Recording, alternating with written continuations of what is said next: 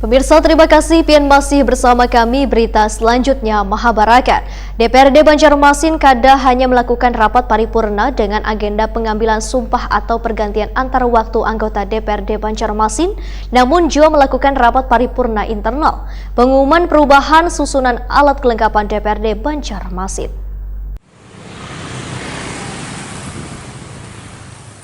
DPRD Banjarmasin kada hanya melakukan rapat paripurna dengan agenda pengambilan sumpah atau pergantian antar waktu anggota DPRD Banjarmasin, wan pengambilan sumpah atau pergantian antar waktu pimpinan DPRD Banjarmasin sisa masa jabatan tahun 2019-2024 tengah hari Selasa 10 November 2020. Namun juga melakukan rapat paripurna internal pengumuman perubahan susunan alat kelengkapan DPRD Banjarmasin di ruang rapat paripurna gedung DPRD Banjarmasin, Jalan Lambung Mangkurat, Banjarmasin Tengah. Setelah adanya pelantikan antar waktu wan pergantian pimpinan, maka susunan AKD dari fraksi Partai Golkar DPRD Banjarmasin pun berubah. Nur Latifah, yang sebelumnya menjadi anggota Komisi 2 setelah ada perubahan AKD, menjadi Ketua Komisi 4 DPRD Banjarmasin. Sedangkan Haria Sisar, yang juga dari Partai Golkar, menggantikan Nur Latifah di Komisi 2. Ketua Komisi 4 DPRD Banjarmasin, Nur Latifah, usai rapat Waitakoni Prima TV sangat berterima kasih pada Partai Golkar yang telah mempercayakannya menjadi salah satu pimpinan di AKD. Nur Latifah menyatakan akan berkoordinasi dengan pimpinan Komisi 4 sebelumnya, yaitu Matnur Ali F, mengenai agenda apa saja yang sudah menjadi kesepakatan komisi. Mengenai adanya wacana dari pemerintah kota yang ingin sekolah tatap muka, menurut Nur Latifah akan menjadi isu penting nantinya di komisi wan akan menjadi agenda. Kemudian akan melakukan audiensi dengan Dinas Pendidikan Banjarmasin untuk mengetahui pola yang dilakukan waya belajar tatap muka nanti, yaitu mengenai waktu pelaksanaannya, teknis yang dilakukan, pembagian waktu belajar, wan batasan orang di dalam ruangan kelas. Menurut Nur Latifah, pola ini sangat penting. Walaupun Banjarmasin sudah berzona hijau, tapi masih ada penyebaran virus corona yang penanganannya masih belum maksimal.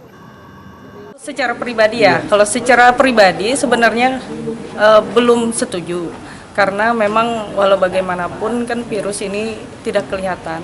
Dan juga sampai saat ini pun juga tidak hanya di Banjarmasin, secara nasional dan internasional pun juga belum bisa mengcover untuk penanganan COVID ini. Tapi kita lihat dulu lah ke depannya seperti apa. Kalau memang banyak untuk kebaikannya, ya kita akan ngikut saja nanti aturan mainnya seperti apa. Kalau memang itu adalah program dari tingkat atas dan harus diterapkan di daerah, ya kita mendukung saja program pemerintah, tetapi harus ada syarat-syarat ketentuan yang berlaku.